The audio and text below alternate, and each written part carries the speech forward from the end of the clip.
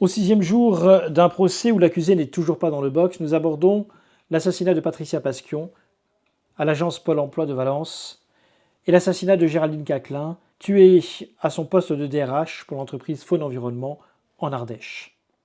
Le commandant Giraud vient rappeler ce que l'enquête a révélé, les préparatifs longtemps à l'avance, les repérages sans doute depuis 2014, date à laquelle Gabriel Fortin avait déjà acheté ses armes, s'était inscrit à un club de tir et avait acheté ses munitions. Des repérages qu'il aura répétés en 2015, en 2016, en 2019. Et puis cette date du 14 octobre 2020. Gabriel Fortin est allé à l'agence Pôle emploi de Valence sous une fausse identité. Il y est reparti.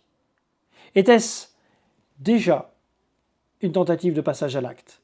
Ce qui fait conclure cela pour les enquêteurs, c'est la circonstance que quelques jours après, sa maman et son frère vont recevoir une enveloppe avec les comptes bancaires de Gabriel Fortin et une mention écrite de sa main, héritage. Pourquoi a-t-il donc renoncé? La raison est sans doute dans le dossier. Ce jour-là, le 14 octobre 2020, il porte une mention particulière. Gendarme, recrutement.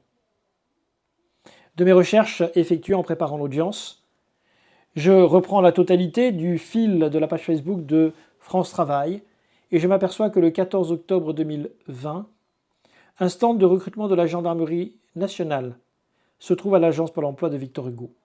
C'est sans doute la raison pour laquelle effectivement il n'a pu passer à l'acte, c'est la présence des gendarmes.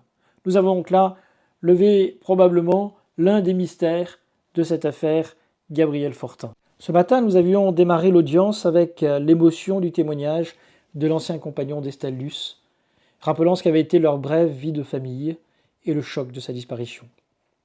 Ce soir, nous avons achevé l'audience avec la déposition du médecin légiste.